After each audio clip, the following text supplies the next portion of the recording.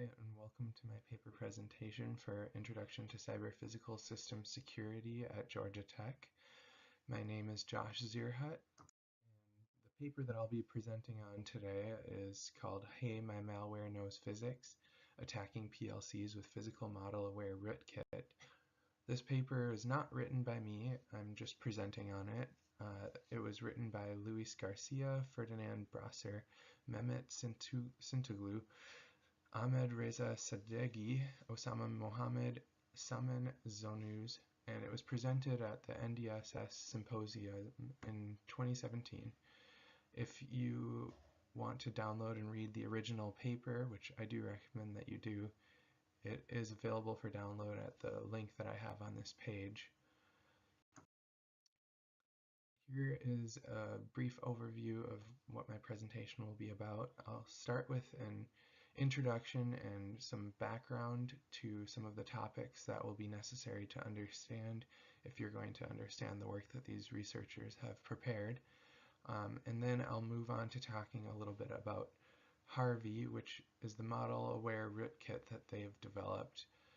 It's named after Harvey Dent, which is a character in Batman who has a two-sided face. On the one side he looks normal, and on the other side he looks more like a monster. And in the same way, Harvey, the rootkit that they've developed, looks benign to a user, and yet underneath runs malicious code. And the way that it successfully tries to look benign is through physics awareness, which I'll touch more on later, but that's actually the novel bit of the work that the researchers have done. And then I will tell you a little bit about the evaluations that they did to test their rootkit and see what kind of effects they could have on first just a PLC, and then second in a real-world case study where they used a simulated power grid. And finally, I'll have a little section on what the researchers have recommended that people do to protect themselves from the danger that they've discovered. And so here I'm on the introduction. Why is this paper important? The threat that they've identified is to industrial control systems, which, as you may or may not know, are often vital to critical infrastructure, such as the power grid or chemical processing plants. And there have been previous attacks that have successfully targeted ICSs, such as Stuxnet being a famous example. So to be a successful attack, generally the attack needs to stay hidden from the operators for some amount of time. Otherwise, obviously, they will be able to intervene and shut it off. Not only does it have to stay hidden from operators, but also usually there are safety shutoffs and stuff like that that also could shut off any malware before it was able to successfully perform its malicious task. Some other attacks in the past have targeted human-machine interfaces to hide the effects of their attacks. So generally there's some component that actually interacts with the physical world, and then it reports its states to the human-machine interface, which is read by an operator. And a lot of other attacks require compromising the human-machine interface to hide the effects of the attack. But Harvey, since it resides completely in the PLC, which is not seen directly by the operators, it can stay stealthy in that way.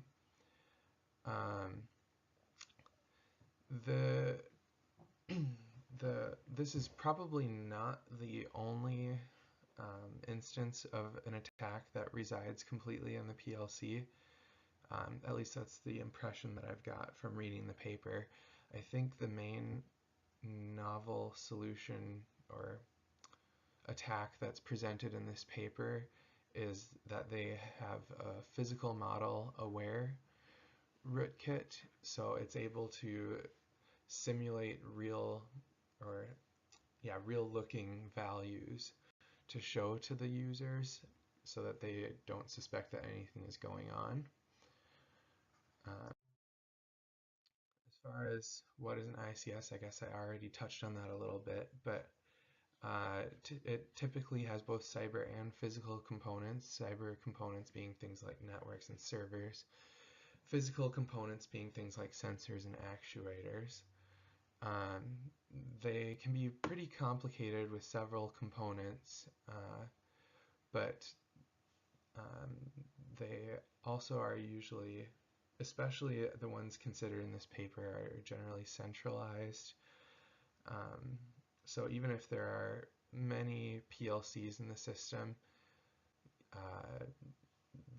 you can still distribute updates to all of them over the network and stuff like that. So actually, I've been mentioning PLCs a bit. As far as what are they, it stands for Programmable Logic Controller. They're used to read data from the physical world and compute control logic based on that data, and then output values to actuators based on that control logic. So it has two different software components. There's the control logic, which is going to be unique from every application. So if you wanted to control a power grid, you'd upload some sort of control logic. If you wanted to control something else, you'd upload a different control logic. It also has firmware, which is patched from time to time by the manufacturer, but it's not necessary or not usually modified by the end user. And that just does things like reading sensors and activating coils or whatever. So basically, the system model that the researchers were studying was controlled by a central control terminal, and the central control provides an HMI for the users to send commands and see data, and the PLCs are going to be the main focus of this paper, and they're kind of the intersection between the cyber world and the physical world, in that they interact with the physical world with reading of measurements and sending commands to actuators. And they also interact with the cyber world by responding to commands from central control to perhaps like update a set point or something like that. So let me talk a little bit about the adversary model that is proposed by the researchers. The adversaries that they're looking at are going to be trying to create an adverse effect on a system by remaining stealthy and executing malicious software. The reported values from sensors should look normal despite being out of control during the attack. And we're assuming that the adversary in this case is only able to compromise the PLC. They're not going to be able to compromise an HMI or RTU or any other possible ICS components. And another thing we're assuming about the adversary is that they're going to have to be able to obtain a physical model of the system. And that's a pretty reasonable assumption that people will be able to obtain physical models of the systems, because there are a few ways that you could do that, either through an insider or by, a lot of times the components are just kind of in an outdoor location that isn't necessarily the most secure, so you could, I don't know, bring in a spy drone or just walk out there and discover it, potentially, depending on whether or how secure the physical location of the components is. But also, a lot of the physical models that are used by systems are just discoverable from, I don't know, let's say reading a textbook, for example. If it's fluid flow, there are well-known equations that model fluid flow, the Navier-Stokes equations, for example. So we have to assume that the adversary will be able to obtain a physical model. Let me tell you a little bit about Harvey, the physical model aware rootkit. One of the benefits of Harvey from an attack standpoint is that it's undetectable to intrusion detection systems because it just lives on the PLC. It doesn't require any interaction with any of the components through the network or anything, at least once you get it on the PLC, which there are a few ways of doing that, which I'll get to, but especially once it's there, you're not going to be able to detect it through intrusion detection systems. It's also undetectable to operators watching an HMI because it simulates normal operation by simulating values that look legitimate through its knowledge of the physical model, while it's executing its malicious control algorithms. It also is allowing the normal control loop to be running in the background. However, the outputs that the normal control loop would output are intercepted and replaced by the malicious control outputs, and then the actual values of the sensor data are intercepted by the malicious control, and instead of reporting those actual input values, the malicious control loop instead feeds benign looking simulated based on the physical model values back to the actual legitimate control loop, which then feeds that back to the users. So Harvey is just sitting in the firmware layer, so it doesn't matter if the users update their control logic, it still will be in the firmware layer, and they won't be able to see it because the only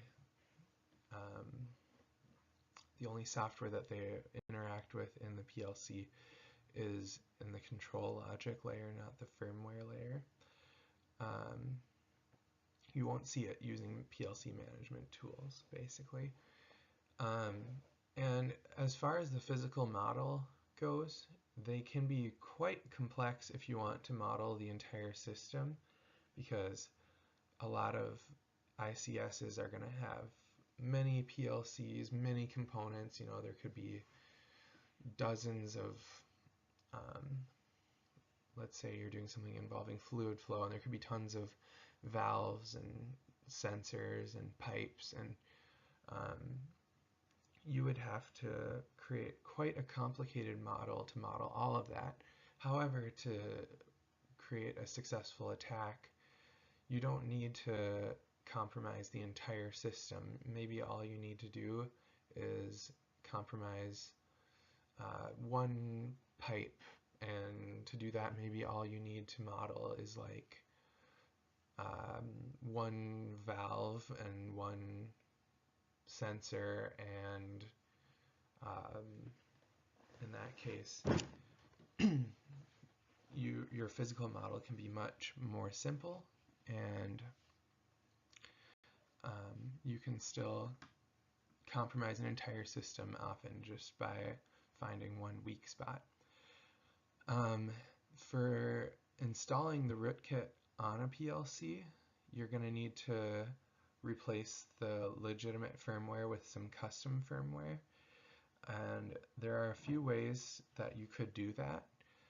The ones that the paper mentioned are you can use the normal firmware update mechanism, and they mentioned that the security in this firmware update mechanism isn't up to standards, and it could potentially be a potential attack vector. Another possibility would be just updating the firmware from an SD card. Obviously that would require physical proximity to the PLC, but that would be an easy option if you already had physical plant access, which a lot of attacks are by insiders, such as disgruntled employees, which, I don't know, this might be a little bit of a complicated attack for a disgruntled employee, but as if someone managed to get physical access to the plant, an SD card would be an easy way. Another easy way that would require physical access would be to use the local JTAG port. As far as a JTAG port goes, you probably have never heard of one. It's a testing port for circuit boards that allows you to do debugging of like a, let's say like a microprocessor or something like that. So on the PLC there's likely a JTAG port where you could just plug in and start reading firmware, reading memory locations, writing memory locations, updating firmware. So actually the JTAG port is what the researchers in this paper used. The other ones, they said you could theoretically do any of these other ones. However, I believe they only tried using the JTAG port for their experiment. So here's what makes Harvey unique. It's the physics awareness. Previous attacks such as Stuxnet have often used historical data to simulate legitimate looking data for the users. Stuxnet recorded data for like 3 weeks, and then once it began its attack, it started replaying the historical data to look legitimate. However, that won't work in a lot of ICSs that have dynamic control where set points are constantly changing based on need, like the power grid, for example, where users are not always using the same amount of electricity, and it would be a waste to generate too much, and it would be bad for the users if they didn't generate enough. So the model is created. A common generic model is shown below, where A and B and C are matrices that represent system dynamics. X is the state vector of the system. Y is the sensor measurements. U is the control outputs to the actuators. Omega and epsilon represent noise. And the goal of this is to maximize some objective function. And the objective function for, let's say, the power grid would be probably to minimize cost, but while still generating enough electricity and for the current need of the time. There would also most likely be some safety limits in there as well, to keep from overloading any components. So the way that Harvey uses its physics awareness is it leaves the legitimate control logic running in the background. So when the power plant, for example, says, oh, time to change a set point, it'll receive the new legitimate control commands, and then it will generate some simulated fake legitimate looking measurements and send those back to the operator. And meanwhile, it's doing its own adversary optimal malicious control, which really could be any sort of model, but we'll look at an example later of what it could be. And it receives the actual measurements from the sensor, but those never make it back to the user.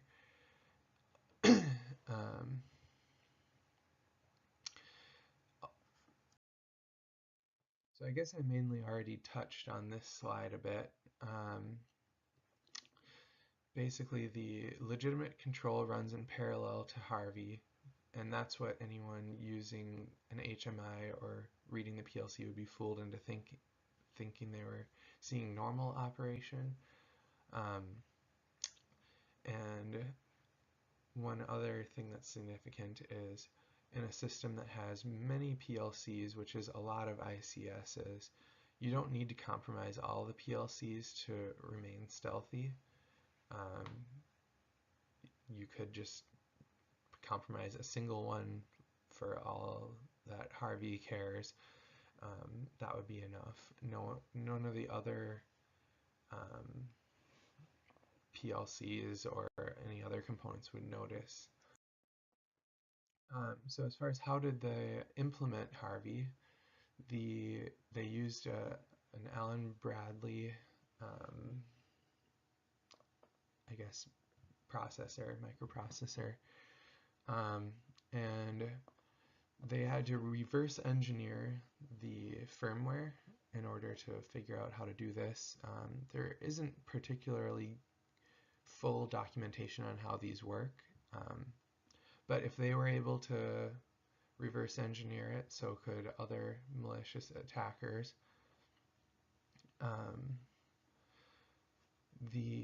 They weren't able to fully reverse engineer the firmware, but they did find what they needed to find, which were subroutines that that would normally send the sensor data to the controller in HMI, and also the location where output values go for some of the actuator outputs. So this is sort of a summary of how they were able to modify the firmware to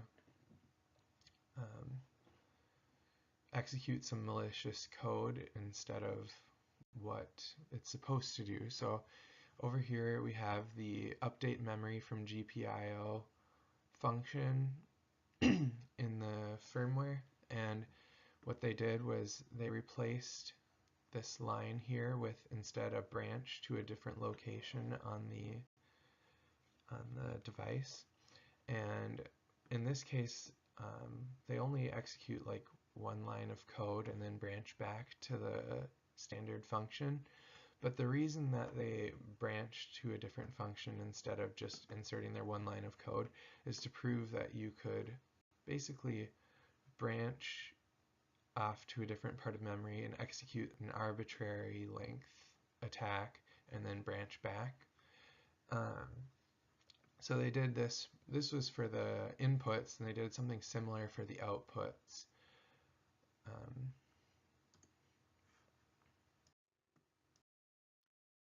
So next I'm going to talk about the first of two evaluations that they did. This one was just on a PLC, and they installed a standard PID controller program and probed the outputs with a voltmeter to confirm that Harvey could update them without showing any of that to the users.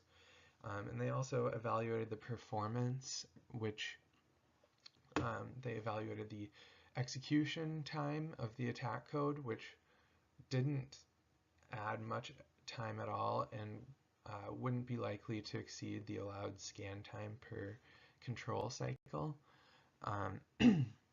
They also found that there's plenty of available memory on in the PLC. Harvey didn't actually take up a significant portion of the available memory, so that would decrease the chance of it being detected as well. Next, they also evaluated it on a power system model. So they had a simulated power grid that they tested it on. They solved, normally you'd solve a power flow model equation to do something like minimize cost. Instead, they tried solving the equations to maximize cost, but they said, yeah, obviously you could do various other malicious algorithms. They also removed the safety limits on the control. So they ran it, and they got some results showing that their attack was successful and yet stealthy.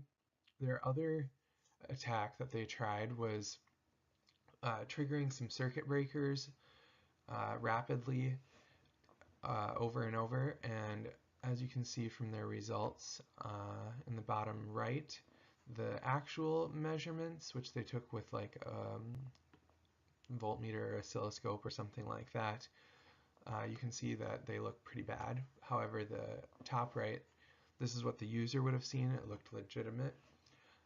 The attack was successful in that it did what they wanted and the user couldn't see it, but it actually didn't destabilize the system. So an attacker trying to do this wouldn't really hurt anything too bad.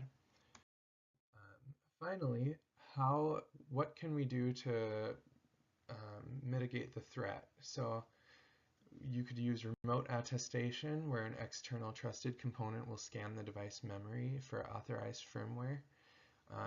They said that it's been done with certain embedded systems, which means it's probably possible for PLCs, but they didn't see anything about it having been done on PLCs before. Another possible solution would be to use secure boot, where the firmware is verified by the device itself. You need to install something like a trusted platform module. Or you could have an external bump in the wire device between the PLC and the plant, which would check it would just be another point of checking the control commands from the PLC and just verifying that the physical system is staying in an acceptable range. I think as a conclusion, this paper showed the feasibility of an attack, and though no one has been reported as doing it in real life, you have to assume that if it's possible, someone will eventually try it. So it would be important for maybe manufacturers of PLCs to be thinking about implementing some of the possible